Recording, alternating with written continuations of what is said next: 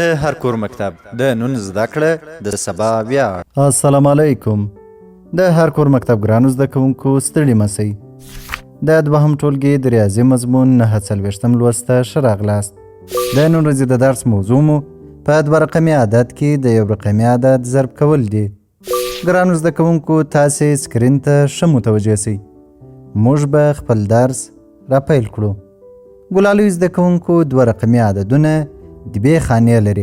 په لومړۍ خانه کې چې کوم عدد وي یویز او په دوهمه خانه کې چې کوم عدد وي لسیز ورته وایي.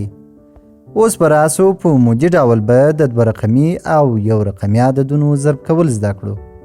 لومړی به یو مثال ولیکو. په مثال کې د 12 عدد له 4 عدد سره ضربوو. راځئ چې حل یې کړو. حل 12 یو 2 رقمي عدد دی او 4 یو رقمي عدد دی. اوس راځو 12 لوړ لیکو. د 12 د عدد تر یویز خانې لاندې 4 لیکو. اوس نو د 4 څنګ ته د ضرب نښه لیکو او لاندې یو افقي کرښه کشوو. د ضرب د سوالونو په حل کولو کې موږ لاندې عدد لکه دلته 4 د لوړ عدد په هر رقم کې جلا جلا ضربو. یعنی لومړی د لوړ عدد په یویز خانه کې ضربو، وروسته یې د لوړ عدد په لسیز خانه کې ضربو او حاصل یې د نتیجې په توګه تر افقي کرښې لاندې لیکو. راځئ چې په عملي ډول یې وګورو. لومړی به 4 له 2 سره ضرب کړو. 4 ضرب 2 مساوي کیږي په 8 سره.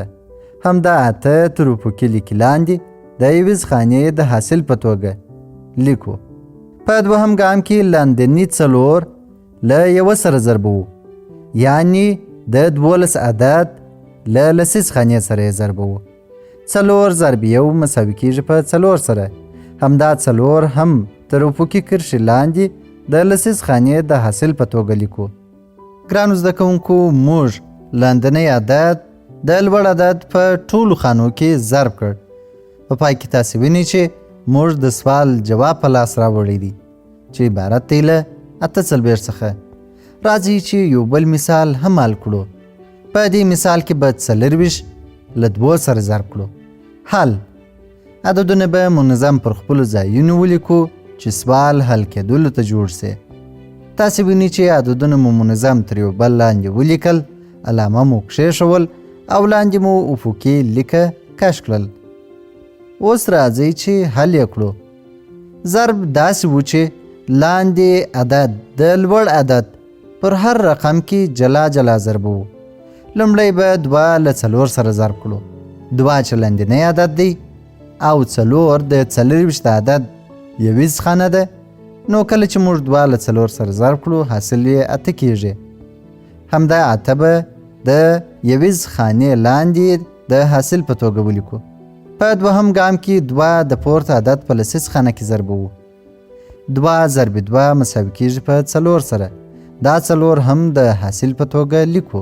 تاسې وینئ چې موږ د سوال جواب په لاس راوړی دی چې عبارت دی له 48 څخه. نو ویلی سو چې 2 ځله 24 مساوي کیږي په 48 سره. ګرانو زده کوونکو دا و زموږ د نن ورځې درس. په راتلونکي درس کې به د ضرب په عملیه کې د یو د عدد خاصیت زده کړو. په مخه مو ښه